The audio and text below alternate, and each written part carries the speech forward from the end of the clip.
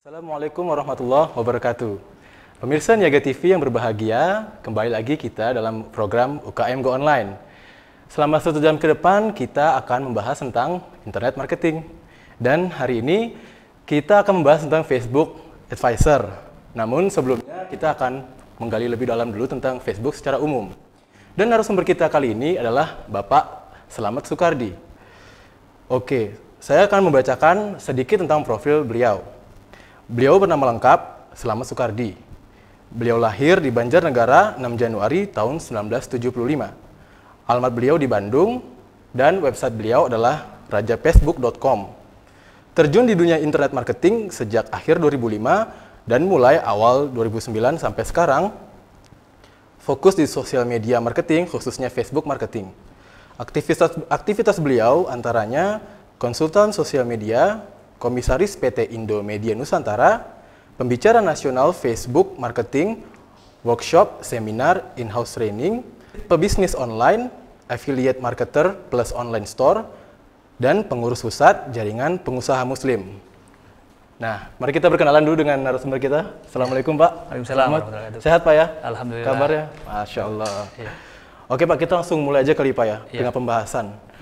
Tentang Facebook secara umum, Pak. Iya. Sebenarnya tuh Facebook itu apa sih dan keunggulan-keunggulannya tuh apa gitu, Pak, yang ada di Facebook? Iya, baik Mas Aga dan pemirsa di rumah. Iya. Ya. Jadi Facebook ini adalah sebuah fenomena ya, ketika di tahun 2004 kesian, dan kalau di Indonesia mungkin tahun 2009 ya. Ketika masyarakat kita sekarang sudah mudah sekali terhubung satu dengan yang lain dengan namanya sosial media, dan sebenarnya sosial media itu banyak, tidak hanya Facebook. Tapi memang kalau kita lihat di seluruh dunia, kenapa saya menekuni Facebook? Karena di seluruh dunia paling banyak penggunanya adalah Facebook. Iya, Facebook ya. Ya, lebih dari 1,59 miliar ya di dunia itu adalah warga Facebook. Warga Facebook. Akun ya? Facebook ya. Twitter kalah tuh Pak ya? Twitter kalah. Oh, dan iya. Ya kalau lihat dari angka memang saat sekarang paling banyak Facebook. Termasuk di Indonesia sekitar 80 juta ya, 80 juta pengguna Facebook di Indonesia. Dan setengah lebih diantaranya itu mereka online setiap hari. Iya.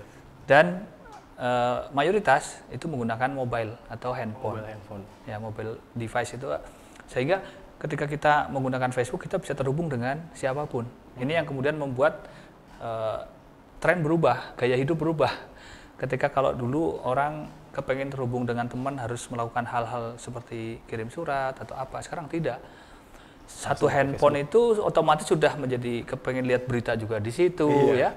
Kemudian kepengen ketemu teman di situ, ngobrol juga di situ, apapun dilakukan di situ. Iya, di Facebook. Sehingga ini ibarat sebuah keramaian. Ada sebuah ungkapan di mana ada keramaian, maka di situ ada pasar. Itu sebenarnya ungkapan udah dari zaman dulu ya. Iya. Dan kita bisa lihat dimanapun ketika di situ ada keramaian pasti akan ada pasar. Nah, Facebook adalah sebuah keramaian menurut saya, keramaian digital. Jadi kita bisa terhubung dengan begitu banyak orang dan entah di mana. Nah, di situ kita bisa membuat pasar. Itu yang kemudian menjadi konsep dasar yang kita sebut dengan Facebook marketing. Iya. Sehingga bagaimana kita bisa menjangkau lebih banyak orang, menjangkau lebih banyak audien yang kemudian mereka terhubung dengan bisnis kita ataupun dengan brand kita, nah melalui Facebook. Facebook ya. Iya. Jadi keunggulan Facebook itu sebenarnya karena banyak pemakainya dan lebih disukai oleh di orang-orang di dunia gitu Pak ya. Betul, betul. Penggunanya sangat banyak dan ada beberapa fitur yang tidak dimiliki oleh. Nah, fitur-fitur unggulan Facebook tuh Pak. Ya, mungkin Bapak bisa jelasin. Jadi di Facebook itu pertama ada istilah viral. Viral. Mungkin ini juga dimiliki oleh sosial media lain, tapi viral di Facebook luar biasa. Sehingga sebuah konten yang kita posting di Facebook itu ya, itu bisa tanpa kita kendalikan bisa menyebar kemana-mana. Ya, bahkan video, gambar yang mungkin kalau itu kita hanya pasang di website kita atau mungkin hanya sekedar kita share ke teman-teman kan sedikit sekali jangkauannya, tapi ketika kita upload di Facebook itu luar biasa, dilihat bisa oleh jutaan orang. Ya, saya pernah mengupload sebuah video dan video itu sebenarnya video sederhana yang saya juga nggak ngira itu akan jadi ramai gitu ya. Ketika video yang berisi sebuah nasihat saya upload di fanpage saya, itu ternyata yang nge-share itu lebih dari 55.000 orang. Iya. Ini yang tidak ditemukan di sosial media yang lain ketika ini demikian mudah untuk menyebar sebuah konten. Nah, kalau konten itu berisi tentang bisnis atau tentang sharing sesuatu dari brand kita, maka branding kita juga akan kemudian lebih dikenal oleh orang, gitu ya. Dan kalau itu kita bicara bisnis, semakin banyak jangkauannya atau semakin banyak orang yang kita jangkau dengan informasi-informasi bisnis kita, maka peluang untuk mendapatkan penjualan atau selling juga meningkat. Meningkat ya Pak ya? Iya. Oke, di Facebook kan yang saya tahu kan ada kayak fanpage tuh Pak. Iya. Nah, mungkin keunggulan di fanpage Facebook itu seperti apa Pak? Apakah ada keunggulan daripada sosial media lain di fanpage Facebook itu atau gimana tuh Pak? Iya, fanpage jadi kalau di Facebook itu ada beberapa fitur yang bisa dimanfaatkan untuk baik untuk bisnis online maupun untuk branding. Jadi pertama adalah akun personal. Ya, seperti saya nama Slamet Soekardi itu adalah akun personal saya. Ya, mungkin nanti kita bisa lihat kalau di Facebook. Nah, ini seperti ini. Nah, ada juga yang namanya fanpage. Apa sih bedanya fanpage dengan profil? Kalau profil kita hanya terhubung dengan maksimal 5.000 orang saja. Nah, ini tetapi ketika kita bicara dengan fanpage itu unlimited. Unlimited ya? Semua orang bisa terhubung. Bisa lihat, bisa masuk ya? Bisa masuk. Nah, kalau kita lihat profil ini memang, kalau profil itu disetting memang untuk pertemanan. Pertemanan. Walaupun ini beberapa teman-teman menggunakan ini untuk marketing, tapi kalau saya memilih profil kita gunakan betul-betul itu adalah akun untuk pertemanan, untuk sharing, komentar sana, komentar sini, ngobrol dengan teman di situ. Tapi kalau bisnis saran saya memang digunakan adalah fanpage, karena dengan fanpage ini kita bisa melihat, ya ini contoh fanpage saya, nanti bisa ditampilkan mungkin ya. Nah ini fanpage saya. Kalau ini jadi untuk membedakan ini adalah profil saya, temennya sekian. Nah tapi kalau kita lihat fanpage seperti ini, bentuknya mirip, tetapi di sini ada perbedaan. Di sini adalah jumlah berapa orang yang likers kita, berapa orang yang kemudian melihat ke konten kita, itu bisa kelihatan. Kalau di profil kita nggak tahu hari ini berapa orang yang lihat Facebook saya, nggak tahu. Tapi kalau di fanpage kita bisa lihat seminggu ini berapa orang yang lihat fanpage gitu saya. Ya? Bahkan jadi bisa ketahuan Pak ya? Ketahuan, bisa kita lihat 1 bulan ini berapa sih yang terhubung dengan fanpage saya, berapa orang yang terjangkau atau melihat fanpage saya, dan berapa orang yang engage, yang berinteraksi dengan fanpage kita. Nah, itu bisa kelihatan di fanpage. Sehingga memang disarankan untuk pebisnis, saya menyarankan untuk menggunakan fanpage, walaupun tidak salah, tidak dosa menggunakan profil atau juga menggunakan grup. Tapi kalau saya memilih, kalau untuk bisnis kita gunakan fanpage, baik untuk branding ya, itu produk branding, personal branding, corporate branding, maupun untuk selling atau mungkin online shop, online store, untuk online lah seperti itu juga bisa menggunakan fanpage gitu. Berarti kalau fanpage dengan grup beda Pak ya berarti? Beda sekali. Oh beda sekali? Beda. Nah perbedaannya tuh apa tuh Pak antara fanpage dengan grup? Kalau pertama dari istilah saja, kalau di grup itu istilahnya members. Ya, grup itu seperti tempat ruang diskusi ya, sehingga di situ orang bisa ngobrol. Nah kalau di fanpage itu saya lihat sih seperti stasiun TV atau radio. Jadi kita dominan, kita sebagai seorang atau sebuah produk atau brand yang kita ditonton orang, itu bisa berinteraksi dengan orang. Tapi kalau di grup itu adalah sebagai sarana diskusi. Ya, walaupun itu ada admin yang bisa mengatur ya privasinya, tetapi prinsipnya kalau di grup itu, kalau saya melihat semakin banyak membernya kadang ramai sekali. Iya kan? Ya, ramai sekali. Nah kalau saya memilih untuk bisnis memang menggunakan fanpage. Ya. Berarti lebih bagus kalau bisnis pakai fanpage Pak ya? Iya. Nah kalau di Facebook itu kan kita bisa upload gambar maupun video. Iya. Itu dibatasi atau tidak sih Pak? Sebenarnya kayak filenya berapa besar atau videonya berapa lama? Ya sebenarnya sih Facebook itu kan dinamis ya. Jadi Facebook dulu dengan sekarang berubah. Dulu saya ingat ketika menulis status karakter hanya 400. Oh dulu Facebook 400 dulu ya? Kalau tidak salah ya. Tapi sekarang kan udah enggak. Jadi ketika saya sering ditanya, berapa sih maksimal karakter yang bisa ditulis di status Facebook? Ketik aja huruf A atau angka 1 terus sampai berhenti, betul segitu banyaknya. Dan sekarang saya nulis artikel panjang di sebuah status Facebook juga tidak dibatasi, sehingga itu sebenarnya tidak ada ukuran baku berapa ukurannya, berapa jumlahnya. Intinya ketika video dengan durasi panjang kok masih bisa diupload, berarti masih bisa. Itu aja. Bisa aja ya. Iya. Kalau gitu masih ada nggak tuh Pak fitur-fitur keunggulan Facebook dari tadi fanpage atau grup, fitur lain yang tidak dimiliki oleh sosial media lain gitu Pak di Facebook? Ya, pertama sisi statistik. Ya. Jadi nanti saya akan tunjukkan, misalkan contoh, sebenarnya sejauh mana sih brand kita dikenal oleh orang. Sejauh mana bisnis kita diketahui oleh orang. Atau kalau untuk personal branding, sejauh mana kita dilihat atau dikenal oleh orang. Nah, kalau kita menggunakan profil nggak terukur, tapi ketika menggunakan Facebook akan terukur. Jadi di sini ada namanya insight. Nah, nanti bisa ditayangkan deh contoh.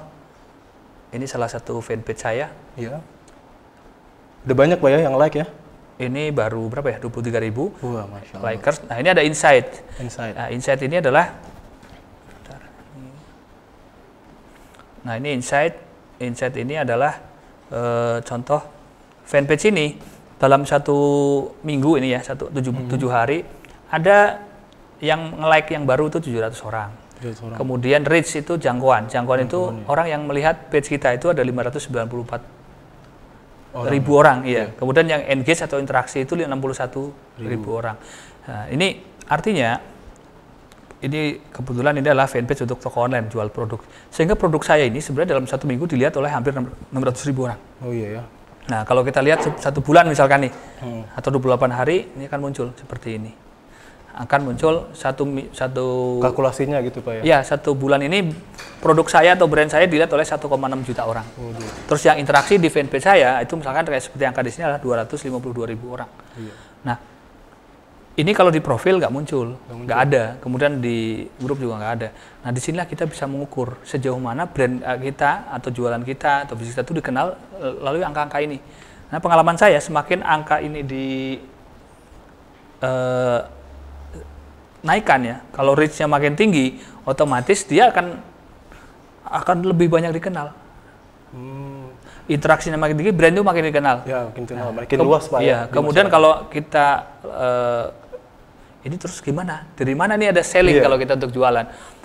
Pengalaman saya itu berbanding lurus. Semakin tinggi reach-nya, semakin tinggi engagement-nya, maka ini akan menghasilkan yang kita sebut dengan leads atau prospek yang datang ke tempat kita.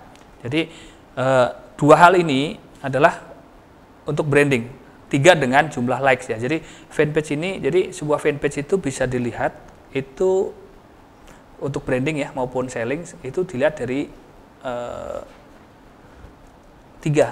hal. Parameter keberhasilan branding melalui Facebook khususnya di fanpage ya. Pertama, berapa sih jumlah likes-nya? Likes-nya ya. Jadi kalau brand besar kok like-nya cuma 10.000 kan nggak pas gitu ya. Mungkin ratusan ribu lah harusnya atau jutaan ya.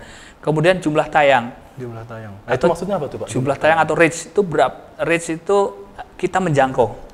Ya, jadi kalau dengan bahasa yang dibalik berarti mereka melihat kan begitu ya. Kita menjangkau mereka berarti melihat kita. Nah, jumlah reach ini adalah artinya ibarat kita punya sebuah toko yang lihat depan toko kita berapa orang dalam 1 hari atau 1 bulan. Makanya kita tidak kaget ketika orang brand-brand besar memasang billboard di jalan-jalan utama. Kenapa? Artinya itu reach menjangkau begitu banyak orang. Sehingga brand itu dikenal oleh masyarakat. Nah, kalau di Facebook ini cukup membuat fanpage kemudian datangkan visitor sebanyak-banyaknya atau kita jangkau orang sebanyak-banyaknya supaya melihat kita. Nah, kemudian yang ketiga adalah positive engagement. Ada interaksi positif ya. Di sini kalau di Facebook kan engage itu interaksi itu ya. Bisa nge-like, komen ya, share atau view video gitu ya. Tentunya kalau brand ini akan dianggap bagus adalah ketika engage-nya adalah positif. Bukan yang datang komentar tapi ngebully gitu. Iya, komentarnya buruk. Iya. Atau 50-50. Kan sesuatu yang kontroversi biasanya ya yang 50% menyukai atau komentarnya positif, sebagiannya negatif. Memang itu engage-nya akan tinggi. Ya, kalau kita sebut viralitasnya akan tinggi. Tetapi buat saya itu untuk branding nggak bagus. Tapi nggak bagus ya, karena banyak buruknya juga gitu Pak ya. Saran saya sih kalau untuk branding memang engage-nya adalah yang positif. Mereka menyukai, mendapatkan manfaat, itu akan menaikkan brand kita. Jadi 3 parameter ini yang kita bisa lihat untuk branding. Nah, kemudian dari branding yang 3 parameter ini nanti akan menghasilkan sebuah penjualan. Iya. Kalau kita lihat nanti ini ada skema seperti ini. Nah, ini. Jadi kalau kita punya brand, kita punya produk untuk dibisniskan, kemudian ketika kita optimalisasikan melalui fanpage, kemudian fanpage-nya kemudian kita olah, kita kelola dengan baik kontennya dan yang lain. Nanti akan ada reach, berapa orang yang dijangkau. berapa orang yang kita lihat bisa jangkau, atau berapa orang yang melihat, kalau baca baliknya gitu, berapa orang yang bisa melihat fanpage kita. Nah, nanti akan menghasilkan engage. Pengalaman saya biasanya kalau engagement itu antara 10-25%. Oh iya. Jadi kalau misalkan dalam 1 minggu kita menjangkau 1 juta orang, maka engage itu biasanya antara 100-250 ribu orang, kurang lebih seperti itu. Iya. Walaupun pengalaman saya tentu bisa berbeda dengan yang lain, tapi yang sudah dari beberapa fanpage yang saya kelola sekitar itu. Itu ya. Nah, kemudian, dari sini kalau untuk penjualan akan menghasilkan leads. Leads itu adalah orang yang datang ke tempat kita kalau memang itu adalah kita sebuah bisnis yang ada tempatnya. Ya, misalkan tempat rumah makan, misalkan ya restoran, rumah makan, atau tempat apapun lah ya, yang kemudian ketika orang melihat informasi di Facebook, dia terjangkau oleh kita, kemudian dia berinteraksi, mungkin nge-like, comment, share, atau apapun yang dia tanyakan di situ, kemudian mereka datang, itu udah menghasilkan leads. Itu kalau untuk yang kita punya tempat, jadi mendatangkan visitor namanya. Jadi Facebook mendistribusikan informasi, kemudian audien yang melihat informasi itu kemudian datang ke tempat kita, itu namanya dia menghasilkan leads atau prospek. Nah, dari leads ini kemudian akan terkonversi menjadi sales atau penjualan. Jadi Facebook sama sekali tidak pernah mendatangkan uang, ya, tapi Facebook hanya mendatangkan leads. Iya, kan suka ada dapat uang dari Facebook gitu. Kita nggak pernah dapat uang. Berarti Facebook itu nggak pernah bayar apa-apa? Gitu? Nggak pernah ngasih uang ke kita. Iya. Berbeda dengan yang kayak sosial media kan, kayak YouTube, saya dengar katanya mereka tuh membayar itu. Iya. Kayak gitu ya? Ya, mereka membayar dari share profit mereka, atau share project mereka. Misalkan ada orang bayar pasang iklan di sana, kemudian iklannya ditayangkan di channel YouTube kita, itu berdapat. Tapi kalau di Facebook sampai saat sekarang belum ada. Yang ada adalah kita justru bayar ke Facebook ketika kita beriklan. Yang kita sering sebut namanya FB Ad, Facebook Advertising. Itu intinya seperti itu. Jadi dari reach kemudian menghasilkan engage, kemudian itu bisa menghasilkan sales atau penjualan, baik offline maupun online. Kalau offline artinya mendatangkan orang untuk datang, kalau online berarti mendatangkan visitor untuk transaksi online dengan kita. Oke pemirsa, semakin menarik pembahasan kita, tapi kita sambung lagi setelah pesan-pesan berikut ini.